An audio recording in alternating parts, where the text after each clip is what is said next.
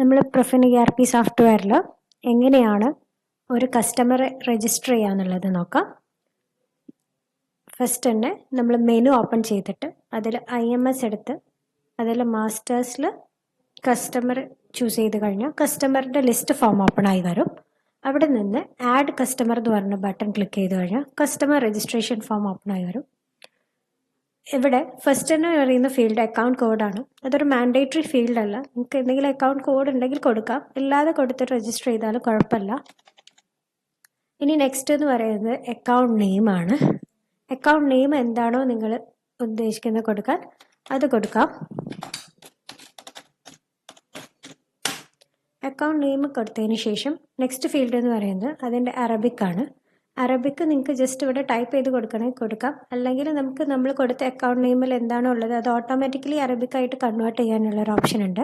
Just ഈ refresh button click ചെയ്ത് കഴിഞ്ഞാൽ നമ്മൾ കൊടുത്ത അക്കൗണ്ട് നെയിമിൻ്റെ അറബിക് ഫീൽഡ് ഓട്ടോമാറ്റിക്കലി റീലോഡ് ചെയ്ത് ട്രാൻസ്ലേറ്റ് ചെയ്ത് വരും. നെക്സ്റ്റ് എന്ന് പറയുന്നത് ഫുൾ നെയിമാണ്. നമ്മൾ അക്കൗണ്ട് നെയിമിന് ഫുൾ നെയിമായിട്ട് കൊടുക്കണമെങ്കിൽ കൊടുക്കാം, അല്ല ഇനി മാറ്റി കൊടുക്കണമെങ്കിൽ കൊടുക്കാവുന്നതാണ്. ഇനി അടുത്ത മാൻഡേറ്ററി ഫീൽഡ് എന്ന് പറയുന്നത് ഈ ഫുൾ നെയിമിൻ്റെ അറബിക്കാണ്.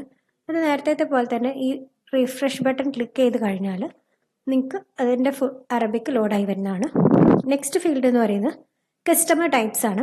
കസ്റ്റമർ ടൈപ്പിനൊരു മാസ്റ്റർ ഫോം ഉണ്ട്. അവിടെ രജിസ്റ്റർ ചെയ്തത് ഇവിടെ ഈ ഡ്രോപ്പ് ഡൗണിൽ നിങ്ങൾക്ക് വരും. അതിൽ നിന്ന് കസ്റ്റമർ ടൈപ്പ് ഏതാണോ വേണ്ടതെന്ന് വെച്ചാൽ അത് ചൂസ് ചെയ്യാം. അതൊരു മാൻഡേറ്ററി ഫീൽഡാണ്. ഇത്രയും ഫീൽഡുകളാണ് മാൻഡേറ്ററി ആയിട്ടുള്ളത്. ഇത്രയും ഫീൽഡ് വെച്ച് നിങ്ങൾക്ക് സേവ് ചെയ്ത് കഴിഞ്ഞാൽ നിങ്ങൾ കസ്റ്റമർ രജിസ്റ്റർ ആവുന്നതാണ്. ഇനി അത് കൂടാതെ നിങ്ങൾക്ക് എന്തെങ്കിലും അഡീഷണൽ ഫീൽഡുകൾ, നമ്മളിവിടെ കുറേ ഫീൽഡ്സ് ഉണ്ട്, അത് കൊടുക്കാം. എന്നുള്ളത് സെയിൽസ്മാൻ ആണ്.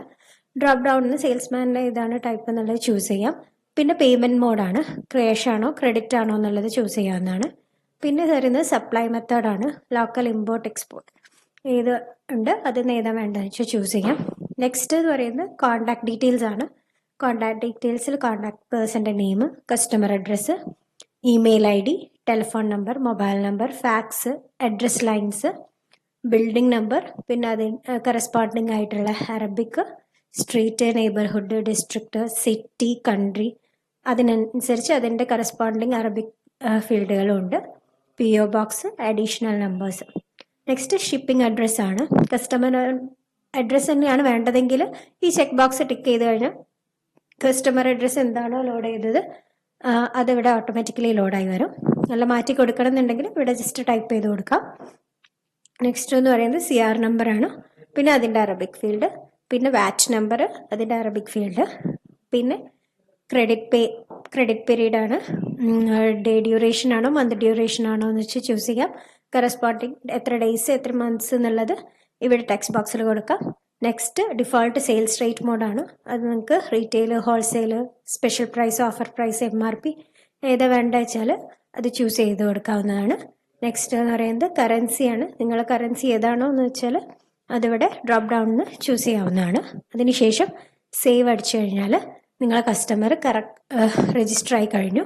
നിങ്ങൾക്ക് എന്തെങ്കിലും ചേഞ്ചസ് വേണം അപ്പം തന്നെ ചെയ്യണമെന്നുണ്ടെങ്കിൽ ഇവിടെ ക്ലിക്ക് ഹിയർ ടു വ്യൂ എന്ന് പറഞ്ഞ് ഇത് ക്ലിക്ക് ചെയ്ത് കഴിഞ്ഞാൽ നിങ്ങളിപ്പോൾ ചെയ്തതിൻ്റെ എഡിറ്റ് ഫോമിലേക്ക് ഓപ്പൺ ആയി വരും. അവിടെ എന്തെങ്കിലും മാറ്റി കൊടുത്തിട്ട് ജസ്റ്റ് ഈ അപ്ഡേറ്റ് ബട്ടൺ ക്ലിക്ക് ചെയ്ത് കഴിഞ്ഞാൽ ആ കസ്റ്റമർ അപ്ഡേറ്റ് ആയി.